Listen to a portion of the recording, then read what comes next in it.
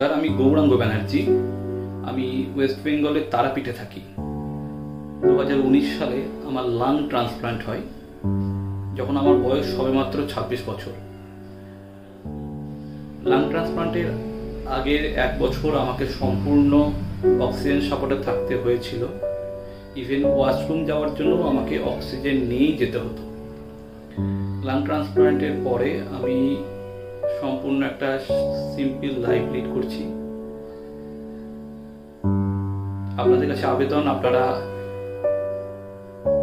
অঙ্গদান সম্পর্কে সচেতনতা লাভ করুন, আপনারা এগিয়ে আসুন।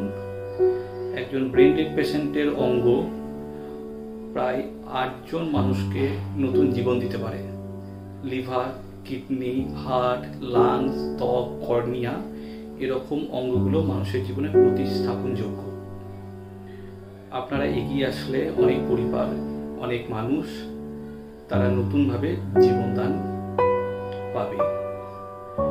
এই অর্গান ডোনেশনের জন্য গভর্নমেন্টের নোটোতে একটা ওয়েবসাইট আছে, NOTTO, সেখানে আপনারা রেজিস্টার করতে পারেন। রেজিস্ট্রেশনের প্রসেস খুব সিম্পল এবং তাদের একটা কল সার্ভিস নাম্বার আছে, সেখানে আপনারা বিশদে জানতেও পারেন। এগিয়ে আসুন মানব জীবনের স্বার্থে। এত বড় দান আর কোনো কিছু হতে পারে না। একজন মানুষ আবার নতুন করে জীবন ফিরে পেতে পারে।